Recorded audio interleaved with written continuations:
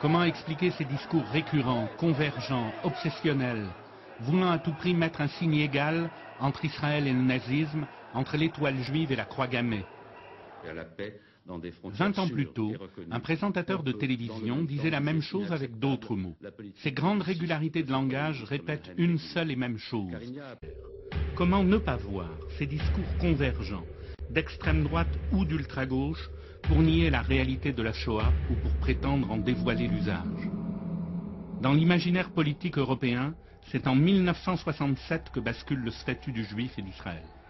Le peuple des victimes serait devenu sûr de lui et dominateur.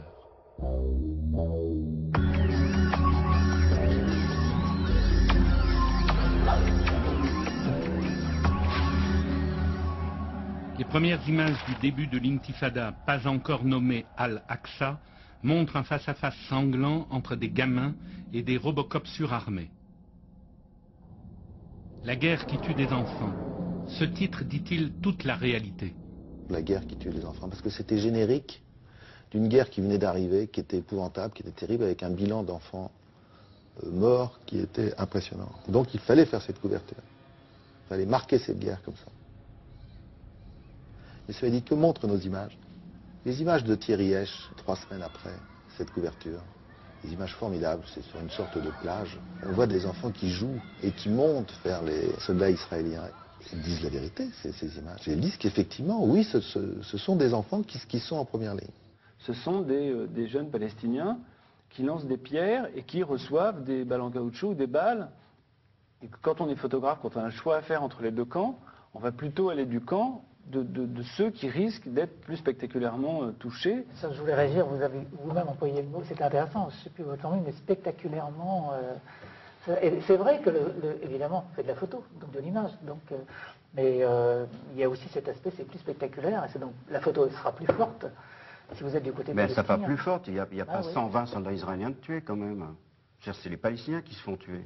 Oui, donc l'histoire est palestinienne. Je ne dis pas du tout le contraire. Là, vous faire un reportage sur l'armée israélienne, c'est pas une info. C'est pas un reportage sur l'armée israélienne, c'est ce que disait Daniel, vous et ce dites qu'on que fait je un reportage partage sur les Palestiniens. des deux côtés. Mais des deux côtés, on voit tout à fait, dans chaque photo, la plupart des photos où on voit des Palestiniens, on voit la Jeep israélienne en face, on la voit très bien. Oui. On y va souvent avec des sabots, je ne veux pas accabler, même les journalistes de presse écrite aussi. Alors avec la télé, c'est encore plus compliqué parce que l'image elle-même, je ne crois pas que j'ai fait un scoop en vous disant ça, mais l'image télé elle-même va plutôt vers le schématisme, le manichéisme, il y a les bons, les méchants, blancs et noirs, plutôt que vers la complexité et la compréhension. L'image de télé n'aime pas tellement les choses complexes, subtiles. Il faut toujours qu'il y ait un bon et un méchant, et quelqu'un qui a raison, quelqu'un qui a tort. Et vous avez le sentiment que d'un côté il y a l'armée israélienne, d'autre côté des jeunes, des enfants qui lancent des pierres. Est-ce que cette situation ne va pas dégénérer en guerre? Parce que ce n'est pas une armée contre des enfants, c'est vraiment une armée contre des policiers qui se battent. Alors ça, c'est pas la... Le seul interdit où c'est difficile de les photographier, c'est quand de temps en temps, Ce qui est vrai à la décharge des Israéliens, c'est que quelquefois, des Palestiniens en civil, d'une 25-40 ans, ça dépend, s'infiltrent avec des armes de guerre et profitent de la confusion pour ouvrir le feu à balles réelles sur les Israéliens. Là, si vous faites une photo, si vous êtes vu en train de la faire, vous avez de gros problèmes. Les Palestiniens ont fait très attention à mettre leurs enfants en avant et à mettre les adultes en arrière, dans l'intention très précise que ça fasse une presse pour les Palestiniens. Lorsque j'ai dit ça à Léla Chaïd et à Elias Sambar, ils m'ont dit vous dites quelque chose d'infâme, mais c'est la vérité. C'est la vérité pure et vraie. Dans cette guerre qui ne dit pas son nom, chaque image compte.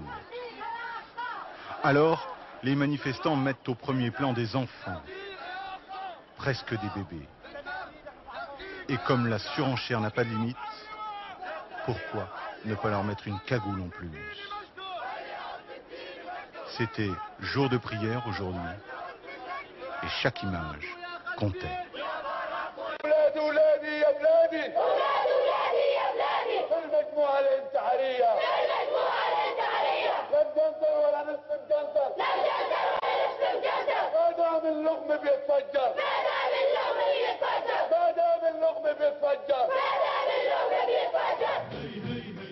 Ces images de propagande ont peu été montrés au public européen. Par contre, la guerre des images est un enjeu compassionnel. Il faut faire de l'enfant palestinien le nouveau David affrontant le Goliath israélien. Des enfants armés de pierres en seront les acteurs en première ligne.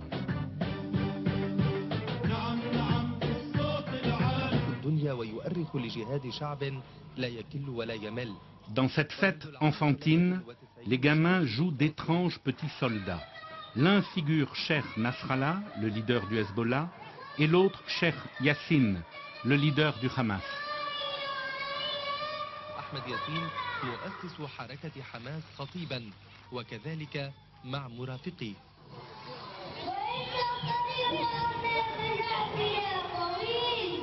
La ceinture de dynamite est un jouet et la bombe humaine une figure héroïque.